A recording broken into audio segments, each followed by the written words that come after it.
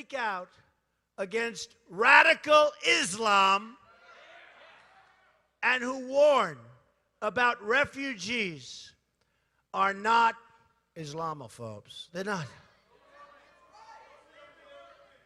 They are decent American citizens who want to uphold our value as a tolerant society and who want to keep the terrorists the hell out of our country. All right, ladies and gentlemen, that was Donald Trump earlier today. Joining us now is our friend Bill Richardson, former governor of the great state of New Mexico, former U.S. ambassador to the United Nations, former U.S. Secretary of Energy. Sir, always great to talk to you, Governor. Thank you, Steve. Nice to be with you. All right, so let me start, and I want to get to something that's very important to both you and me, and that are Americans being held by other governments right now. But first, I want to ask you, that was Donald Trump today, and in anticipation and with full knowledge that Hillary was going to call him and his supporters racist, which she went on to do. I mean, is he right that people who want to make sure terrorists stay out of this country, that Syrian refugees don't flood this country, that illegals aren't welcome in this country, that they're not Islamophobes and bigots and all that kind of stuff? Well, what he is saying, Steve, is, look, I think we need to enforce our laws, our immigration laws. We need to tighten security at our borders. But at the same time, what Trump is doing, he is appealing to a radical fringe. And I'm not necessarily saying what he said was incorrect, that we want to protect our borders, but he's appealing to a radical fringe, trying to attract African-American, Hispanic voters in the wrong way, closing our borders, anti-Muslim. This is not America, and I take great objection to that, Steve. Well, in what way is he not, for instance, I mean, closing our borders to illegals? You object to that, or keeping Muslims out that want to do us harm, that would take Sharia over the Constitution, or that might be terrorists, that he wants more vetting, and going after the black vote? You say in the wrong way. He's telling them, he's recognizing that, look at our inner cities they've been under Democratic control for 50 years. They're disgusting. I mean, so where's explain all that to me. Well, where I object is you don't close our borders by building a wall. You don't deport 11 million people, which he says he wants to do. You don't keep Muslims out of the United States. I mean, this is a nation of immigrants, and the way he is saying it, he's trying to appeal to a very radical fringe, a certain vote that he, by the way, I think he already has a vote of intensive anger that he's tapped into. But I think, Steve, what needs to happen is you need solutions. He never proposes solutions. He doesn't say that George W. Bush, for instance, said the solution to the immigration problem is the legalization of 11 million people, make our borders stronger, put more emphasis on border patrol and technology at the border.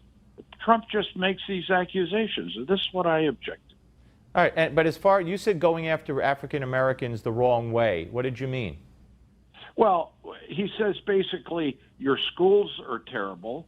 He degrades them. He basically says you walk into a neighborhood and you'll get shot. I mean, that is just not the case. But Governor, yes, look at Chicago, look at Baltimore, look at these inner cities.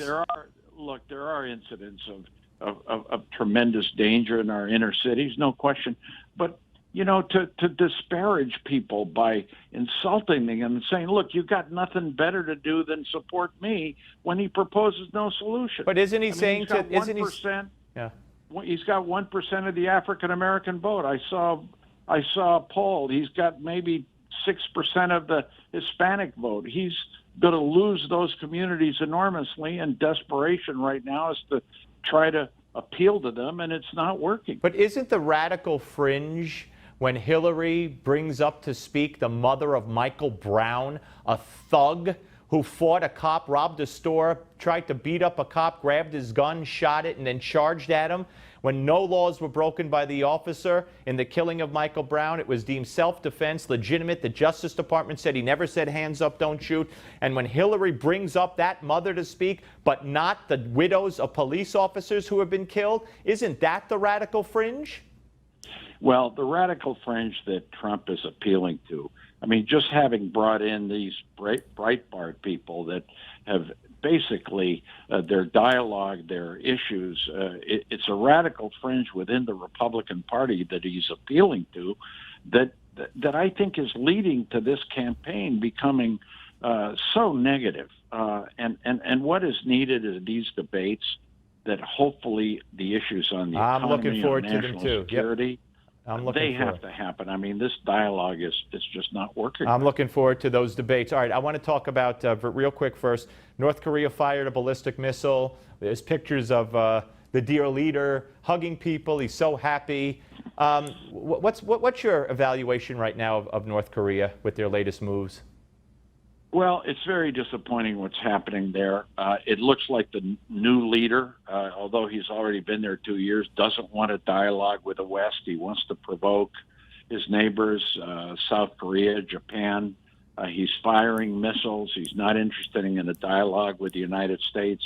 He's imprisoning Americans. There's several Americans in prison there that I've been concerned with. This is the lowest point in the relationship that North Korea has had with its neighbors. And I think some creative policies are needed, but it's very hard when this young man doesn't want to have a dialogue, and he shoots missiles and he threatens, and he is basically very difficult to gauge what is his agenda.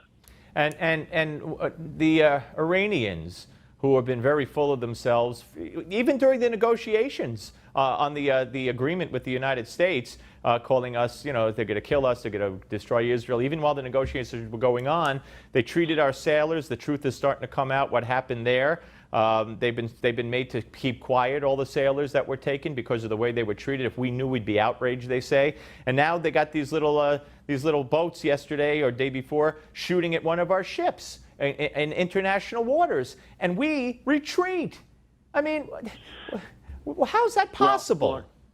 Well, look, I do think that Iran's behavior has become a big issue. They continue to support Hamas, terrorist groups. They're doing very serious damage in Syria by helping the wrong side. Look, I think this is a legitimate test of the U.S.-Iranian relationship. The agreement on nuclear weapons, on nuclear proliferation by Iran seems to be working, but there are other sides of the agreement that the international community and the U.S., we need to work harder at getting these people to improve their behavior. Look, I don't disagree with the points you're making. Okay, now, the prisoners, I assume you're going to cite at least one that Iran has not accounted for, and I know that you're going to go to North Korea. You already mentioned one in North Korea, and we have Americans. I know this is very close to your heart because you've done such wonderful work in getting Americans released over your years of service to this country. So talk about the people who are still being held and how, what we could do about it. Well, I think what we need is strong efforts by the American people, by the American government. There are 3 cases I'm working on, very concerned with right now. One, Joshua Holt in Venezuela, who is being held on charges of weapons. It appears that he's a young man who is basically innocent and needs the support of the American people. There's Fanta Jawara in Gambia in Africa.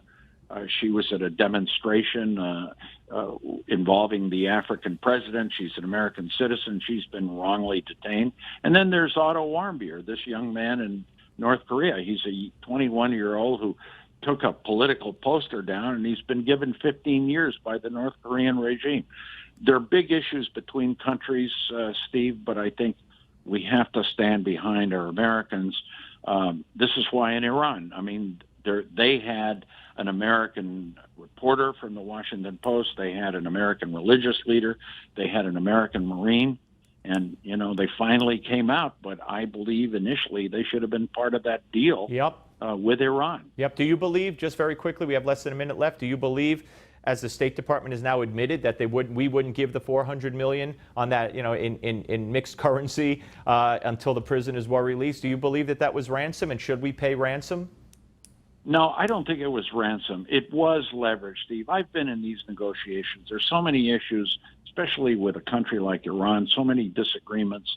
And this was an opportunity. I think this was an old deal negotiated with the Shah, $1.7 billion worth of weapons, and the ability to use the leverage, paying a part of it, which the Justice Department supported.